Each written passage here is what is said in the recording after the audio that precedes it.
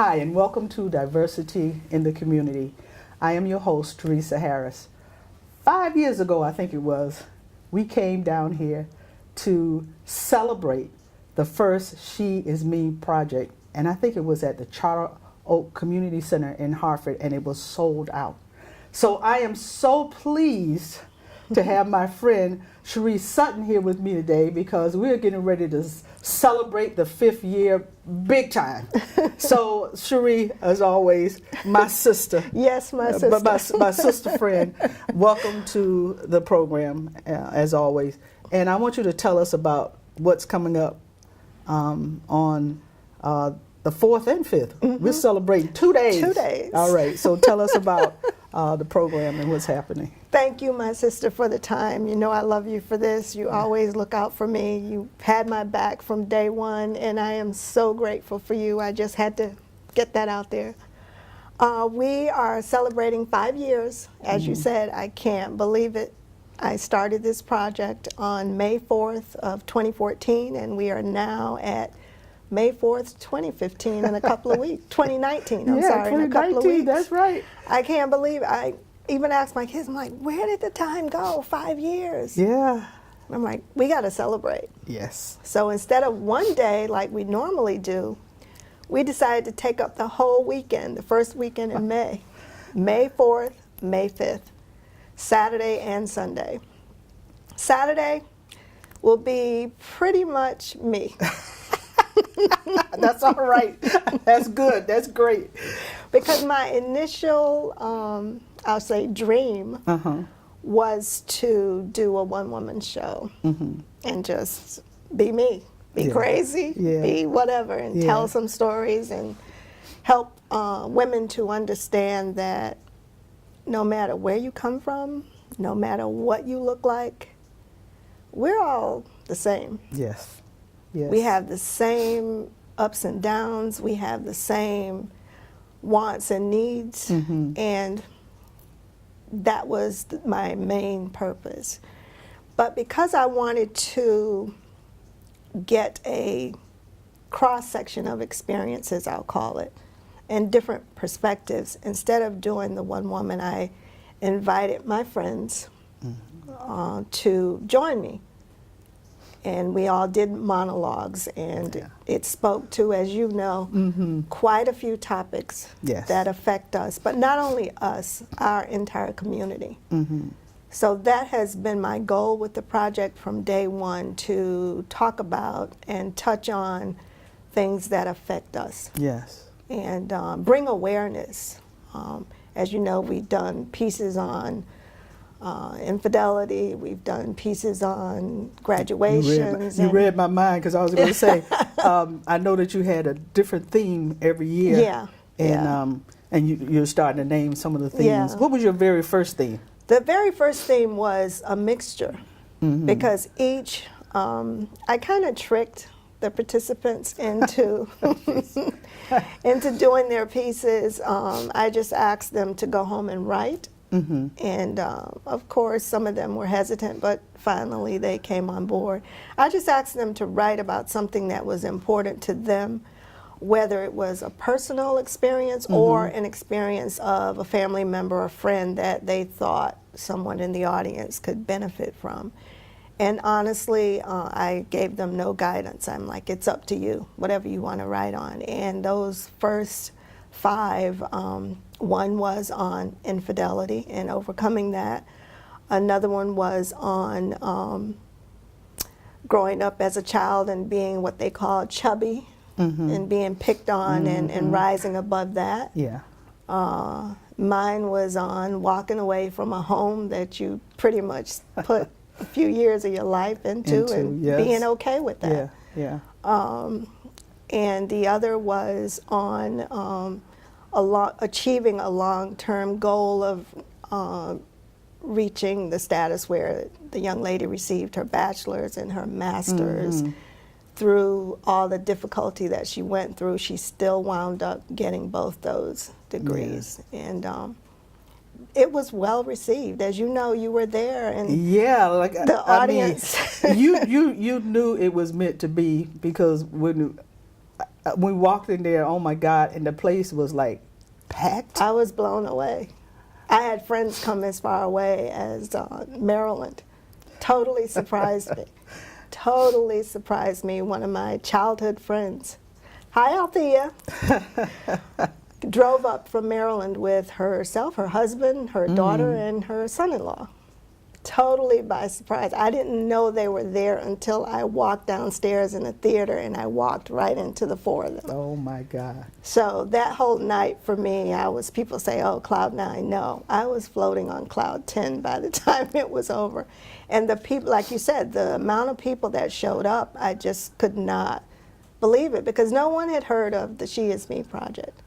They didn't know what it was all about, but they still turned out. And I am so thankful to our audience, because quite a few people that were in the audience the first night have continued to support us over the years. And we've done pieces the following year. I was a huge, or still am, a huge fan of Maya Angelou. Yes. And when she passed away, I was heartbroken. Yes. So I told everybody, I said, listen, we got to do our own tribute to her. And again, you were there. It was beautiful. And we moved from downtown Hartford to the Jewish Community Center in Bloomfield. Right. That's right. where that event was held. I'd gotten some, I won't say complaints, but some feedback from the male part of our community. And they were like, oh, I can't come to your events. It's all for women. I said, no, it's not. It might be women telling the stories, but whatever affects us affects you. Right. You might learn something. Right. So I said, okay, I'm going to fix them. I'm going to do something where they can't tell me that it's not about them. So we added a male component. Oh, yeah, I remember that one. I remember that one.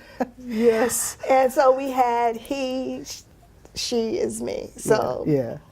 And it worked. It worked. That was really well received too. And after that, 2016, we moved over to Carriage House Theater on Farmington Avenue, because that was another goal I had. I didn't want to stay in just one place. Right. I wanted to move it around so that people got to see that no matter who you are, you could benefit from attending one of these events.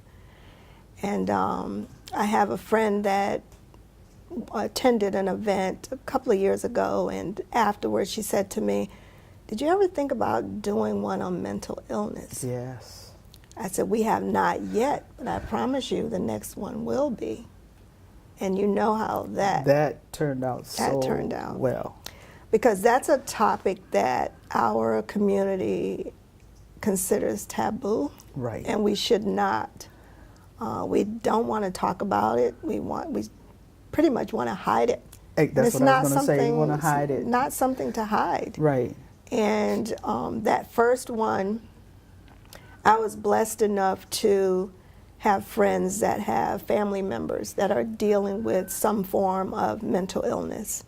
So I asked them to share their experience, and not one that I asked told me no. They all said yes. And that was eye-opening.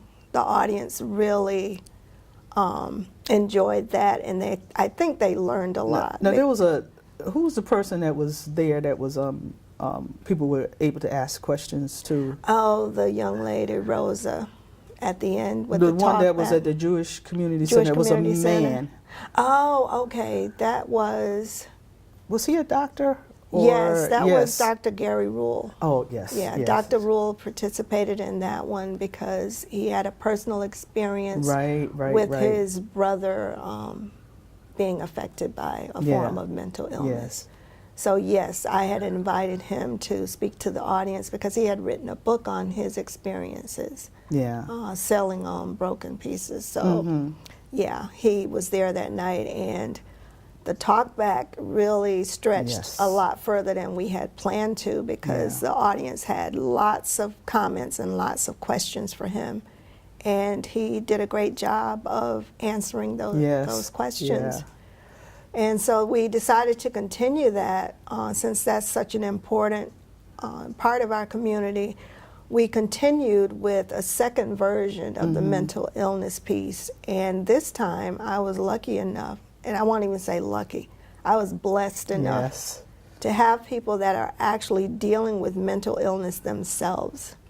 And people were saying to me, how are you going to get somebody that's dealing with that to talk about it in front of an audience? I said, all I can do is invite Just, them yeah, and give just them the ask them, platform. yeah. And if they're willing, I'm willing to have them. And we had people that were willing to sit and share their experiences. And I mean, well, you saw it, the tears. It was so touching. Yeah. And I think because you did that, it made other people feel like, okay, I can let people know that what happened to me. Exactly. You know. Exactly. And a lot of people did say that to me personally that night. I got emails for weeks after. I got text messages saying that I'm really glad you did this. Are you going to continue it? Because I think it needs to be continued. And I said, whatever interests the community, we will continue. And it here went we to are. show you that everybody that you think is having a mental issue or something going on is not people walking around looking, Right. crazy. Of course, there are some, that you can tell that there's something going on. But because of the people that you had to come and sit and talk, were people that you would never have thought Exactly. that they had it, because they keep Exactly. it together on the outside when they're dealing with other people, but inside there's all this turmoil going on the inside. And I just think that was like, it was just great. It was great. And it's people like, oh, I'm not going to tell my business. It's not so much telling your business. What it's doing is educating, inspiring, enlightening people, because there were some people in the audience that were saying things like, I didn't know, or because I think you'll remember a couple of the questions we had for the audience. If you walk past a person that behaved a certain way or looked a certain way, would you do X, Y, Z? And some people were like, no. And I had a woman come up to me after and say, you know what? I've got to change how I interact with people. Exactly. And that was so powerful for me, because that let me know, okay, you're on the right track. Right, right. What you did was the right thing to do, because for someone to have that eye-opening moment for themselves, that means there were probably other people in the audience that felt the same way. And another eye-opener was when you had, in one of the programs, where there was a homeless woman that came up the middle of the aisle with all her stuff in it. Yes, that was my dear sister God. Lori. Yeah. And that's reality. Right, and we look at these people that are out there on the streets or whatever, and we never know how they got there. So I thought that was just, that was brilliant. Yeah, her piece was powerful, and she was in control of, I'll say, the directing of that, because when I asked her to participate, she said, okay, and she said, I'm going to do it this way. She was out by the side of the street at JCC with her grocery cart, all her get up. She wanted to see how many people would even interact with her and not just look past her, ignore her. And I don't know if you remember the young man, he was maybe a teenage kid. At the end, he opened up and said, I saw her. Exactly. He said, but I ignored her. Yeah, I remember. I do remember. And that was powerful, but that was what she wanted. She wanted to see just what type of reaction she would get from. And that's what I love about your programs, because they all have such a message, and one of the greatest messages that we are all in this together. Yes. They always show on TV. I mean, not TV. They used to show women that with the crabs in a barrel trying to pull each other down. Yeah. But you are trying to change that. And I'm so happy you said that, because that's one of the main reasons I started the project, because I have friends from different backgrounds, different cultures, and as you get older, you start to pay attention more so than you do when you're a young person. And me, I have to talk about myself because it took me a long time to wake up to certain things. But once you do, it's a very freeing experience. And I started to notice, especially women, sorry ladies, but I have to say it the way I saw it. I saw that as women, we're so mean to each other. And for example, someone could walk in the studio now and you and I both don't know her. And before we give her a smile or a positive look, we're like, and I started to ask myself, why is that?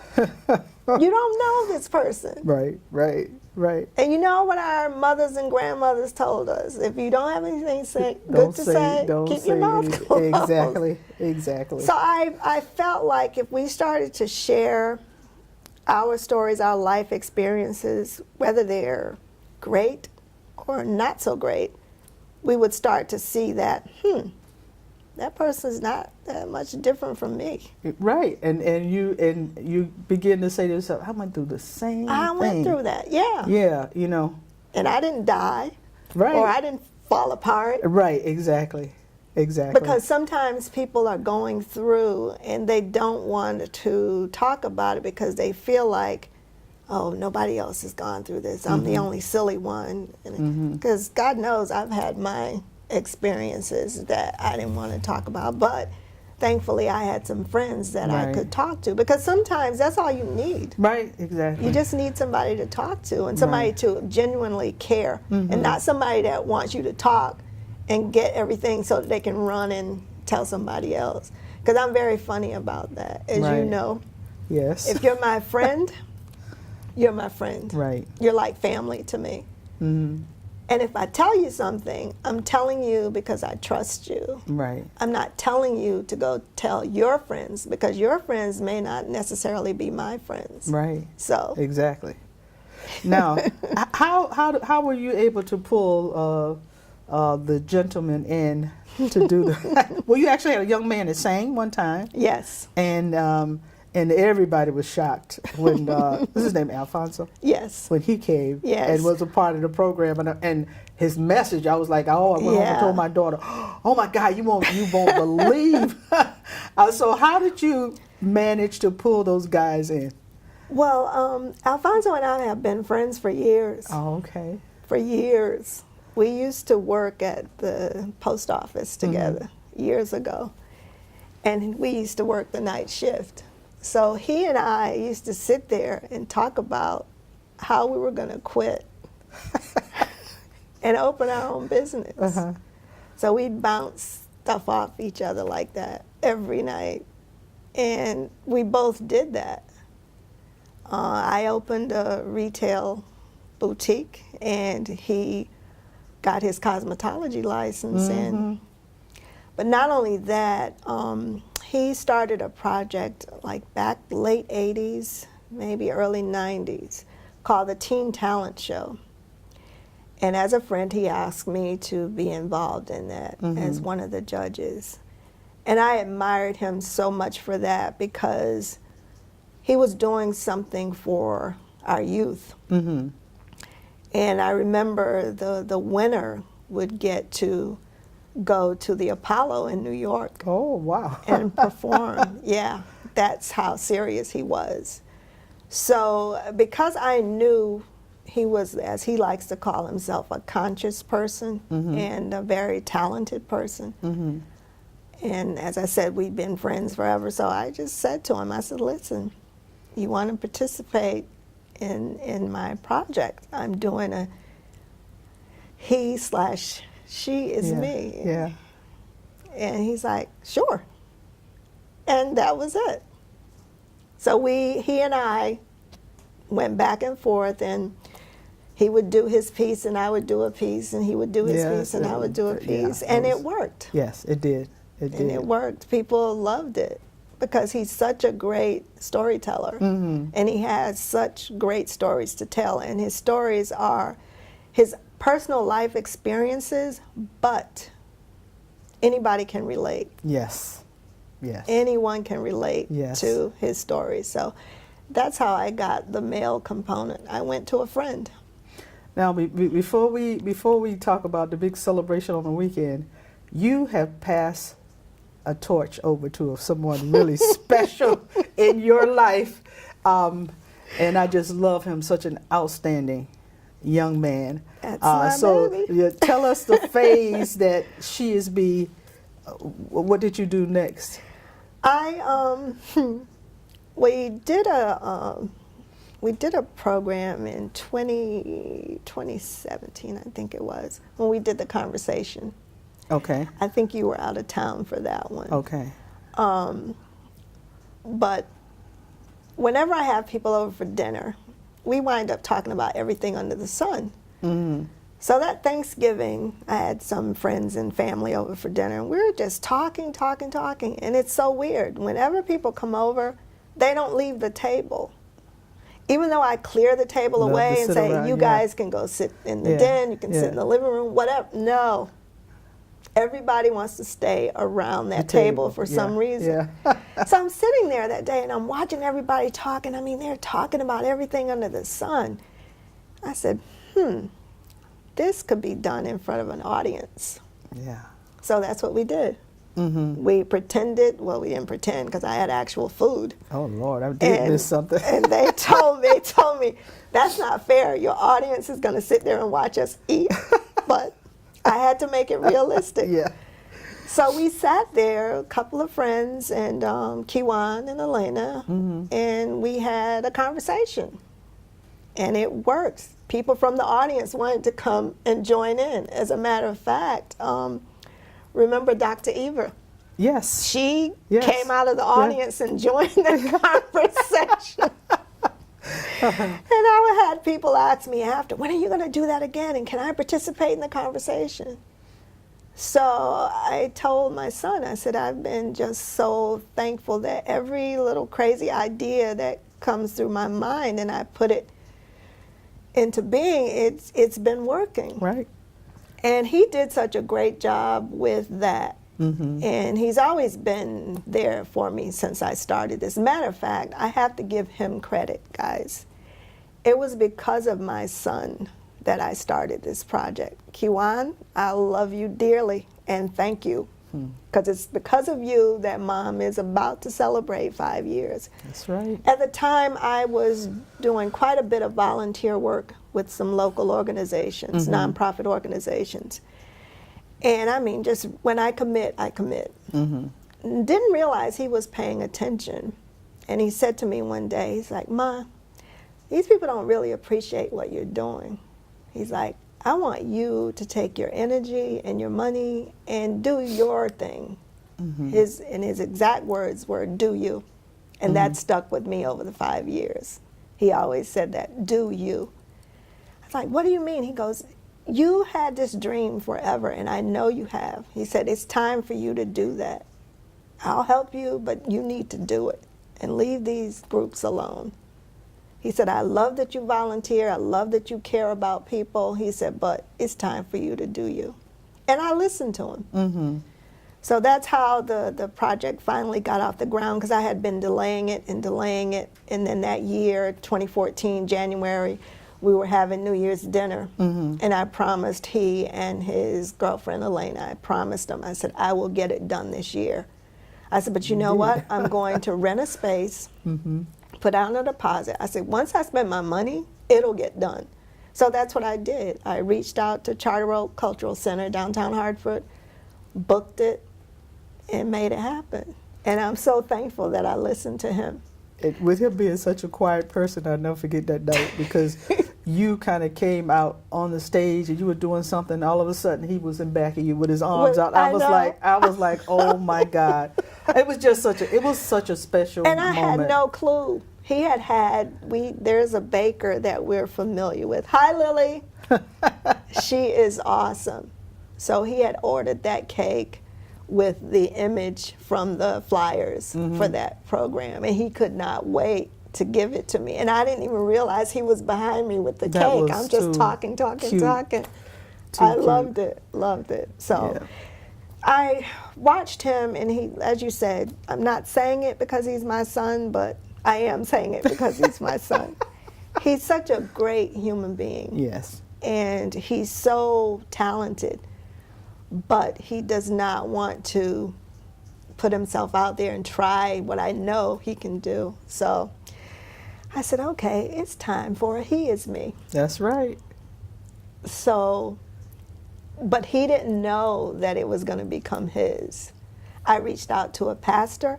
Hi, Pastor Holmes. Thank you so much, Pastor Was Ronald that the one Holmes. that spoke? Yes. That was great. That was I great. wanted someone a male to present from the religious background. And I had Alfonso again, and Tim Fralon. I met this young man a couple of years ago. He is an actor for our friend Valerie. Oh, yes, Valerie Ingram yes, for right. Ruby's Realm. Ruby's Realm, yeah. I met him because we've been in plays together. And I watched him grow over the past couple of years. And I knew some of his history and his experiences, so I asked him, I said, Tim, would you like to present? And he's like, sure, I've never done that before. I said, good. So now this is something you can add to your resume. I said, whatever you want to talk about, I'm going to leave it up to you. Everyone is presenting from the male perspective, so I'm giving you free rein to share with the audience whatever you'd like to share. And you saw how Oh my God, his story powerful was, and oh my touching God. his Yes, it story was, touching. and Yeah. he did a great job of delivering it. Yes, he did. And my son rounded out the program. He Yes. talked about his true love music. His true love for music. But it worked because he yes, it got did. so many questions about how he keeps up with music. And remember at the end, they were saying, did anybody have any questions? Because I saw him at his birthday party do that Michael Jackson dance. I was like, what happened to the Michael Jackson dance? Because he could dance so well. Oh And my I God. tried, I begged, Elena begged. We tried our best to get him to do that for Maybe the next time. event. He's like, Mom, no, I'll do anything else for you, but I'm not doing that. I said, but you did it at your party. He goes, well, that was my party. Well, he's good. But yeah, when he was little, Michael Jackson was like his hero. Yeah. I remember having to go to New York to buy him the red pleather outfit, the sequin glove. We went to New York, bought that. As soon as we bought that, we're back on the train to come home. Oh my God. Because I would take him, anywhere I took him, if someone put on Michael Jackson music, that's it. He's dancing until And he's so it's good done. at it. So because he's so quiet, when I ever saw him doing that full dance, I was like, oh my God, because he's so quiet. You never Yeah. would have thought that he'd. Oh no, he. So does he So- have a date to start the first one? Well, I handed it off to him. So it's as up you to saw, him to he was start. totally surprised too. He had Okay. no clue. Tell him we waiting. He had no clue that I waiting. was gonna. I said I'm gonna start it and give it to him, and no one knew. I kept that to myself. Okay. So it's officially He Is Me. The He Is Me project is officially owned by Mr. Kiwan Dillard, folks. So if you see a flyer for a program called the He Is Me project, please support it because that's my one and only true love. I know that's right.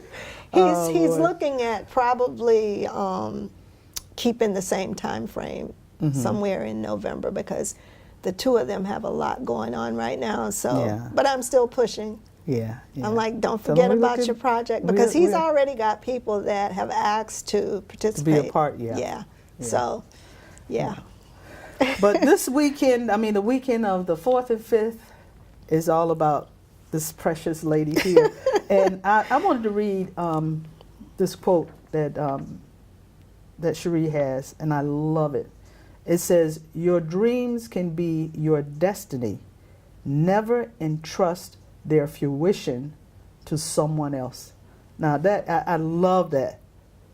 And this project, Oh my goodness, I love it. this project inspired that quote because listening to my son and just sitting thinking about what I wanted to do and delaying it, and I said, you know what? what are you waiting for? You can't wait for someone else That's to right. bring your dream to life. That's right. You have to do it yourself. That's right. So that's where that quote came from. And it's I wanted to share my experience with other people through a quote. And folks, whatever you have an interest in, whatever makes your heart flutter, get your mind racing, please pursue it. I don't care what it is. I know we have jobs and they take up the bulk of our time, but make time for what makes you tick. That's right. That's my advice. That's right. You don't want to wait until you're so old or on your deathbed to say, I wish I would have tried because I love doing this or that, and you just didn't do it because you made somebody else's or something else first. Exactly. Yeah, right. So It's funny you say that because I had a friend, an older friend years ago. I worked at Pratt & Whitney, and we used to talk a lot. And I remember she said to me once, she said, listen, you get one chance at this life. That's right. She said, whatever you want to do, as long as it's not harming anybody else, Yes. you do it. She said, because when you get my age, you want to be sitting on your front porch in your rocking chair saying, oh, I had a blast when I did this, or I had a Exactly. blast when I did that. She said, you do not want to be one of those people that says, oh, I wish I had done this, or I wish I Exactly. had done that. And all these years, Yeah. her telling me that stuck with me. Yes. So the kids think I'm crazy. I call Kiwan and Elena my kids. Uh-huh.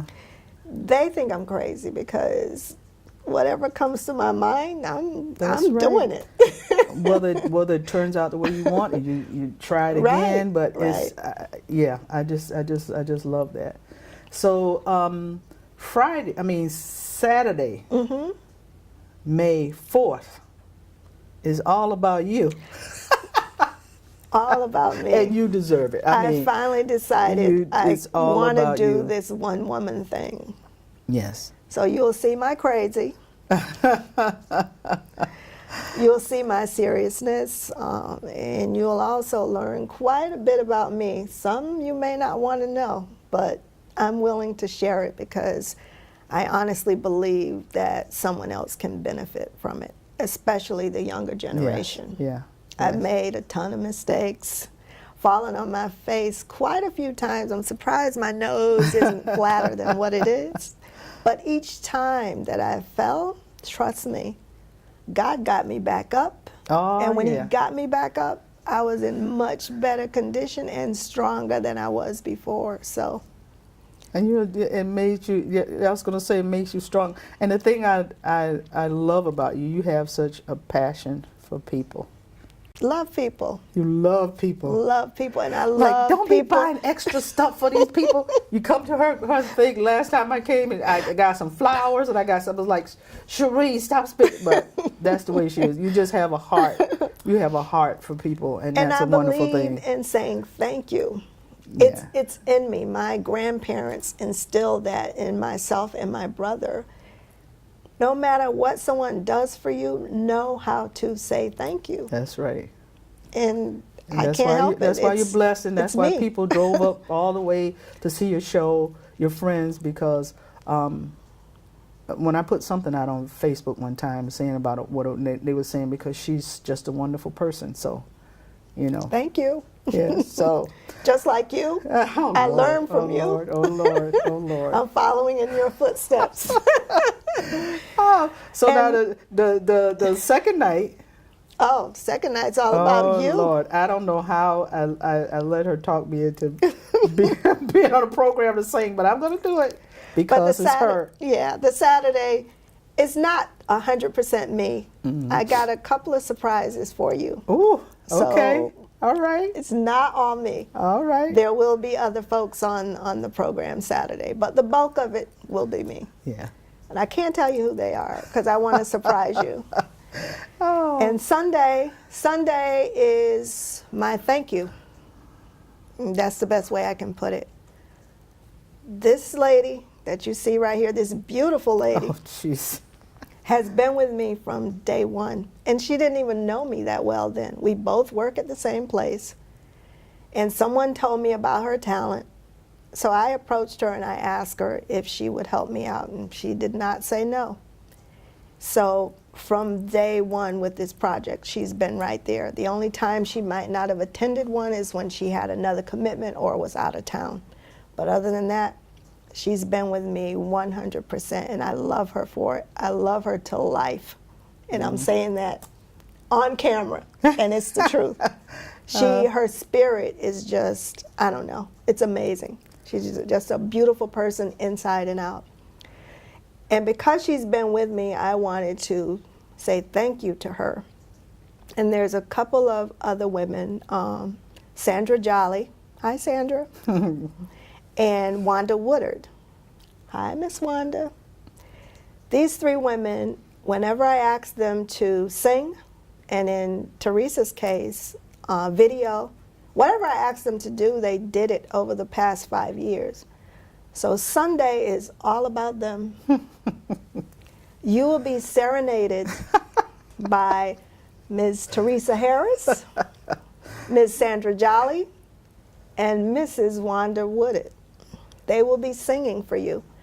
I won't be doing anything but introducing them. That's it. It's all about them on Sunday. So please come out and help me put a spotlight on three women that I adore and have been there for me for the past 5 years. Thank you for all those kind words. They are true. And she can sing. I don't mean sing. She can sing. Oh, God bless my friend. So I really thank you guys for tuning in. We're going to have this on YouTube, and I want you to share it. Please do. Because I'm just really so happy for my friend and just excited. And we're just going to be celebrating, and I'm just excited. So I can't wait for the event to come up. So we're going to have all kinds of information out there for you on Win TV and on YouTube video. We want you to share, and get your friends and family to come out and enjoy and to support my sister, because she's been trying to support women for so many years. So, darling, tell them where it is. Thank you. Huh? Yes, I'll tell them where it is. Oh, where it is. Okay. And Oh, yeah. Give us don't forget, information folks, where it is. both days are at the same location. Yeah. And we have a special going on. You can get your tickets on Eventbrite. If you want to attend both days, you can save yourself some money. I won't tell you how much, but you can attend both days and save some money, or you can just decide which day works for you. And as I said, both are at the same place, the Carriage House Theater. That's at 360 Farmington Avenue in Hartford. Mm-hmm. Saturday's show will start promptly at 7 o'clock. Doors will open at 6, and we will start at 7 because we have to be out of there at a decent hour. Sunday, since we know everyone has to go to church, and then after Sunday comes Monday, we got to go back to work. So Sunday we're going to start a bit earlier. The doors will open at 4, and we will start promptly, because Teresa is all about being on time. We will start promptly at 5 o'clock on Sunday. So folks, please, if you can fit both days in, please do. You won't be disappointed. I promise you that. And a little bit about the parking. Parking is at the Mark Twain Museum. It's diagonally across the street from the Carriage House Theater. Parking, there's lots of parking there. I would not try the on-street parking. Even though it's a Sunday, you may get a ticket, because the Carriage House is a small theater, so it does not have its own parking, except for a couple of handicap spaces. So please don't park on the property and deprive a handicapped person from having somewhere to park when they get there. Right across the street at the Mark Twain Theater, or museum I should say, there's quite a bit of parking, and you're free to park there, and no one will bother your vehicle. And if you decide that you're going to park on Woodland Street, park far enough down that you don't not get at the corner. I mean, you can park on Woodland Street, but just make sure that you're, not close to the corner. not close to the corner, so you won't get that ticket. And as I said, tickets are available via Eventbrite, or you can contact me. My email address is SHEI Z as in zebra, me, and the number 8, that's my lucky number, at gmail.com. She is spelled with a Z, me, 8 at gmail.com. And you can also give me a call, 860-794-3831. Eventbrite's easy though. You just go in, grab your tickets, print them, and bring them with you. All right? All right. Thanks, folks. And I hope to see you on May 4th and May 5th. Thanks, Teresa. There you have it. So please come out to support us. And we thank you for watching. Have a great night. Bye.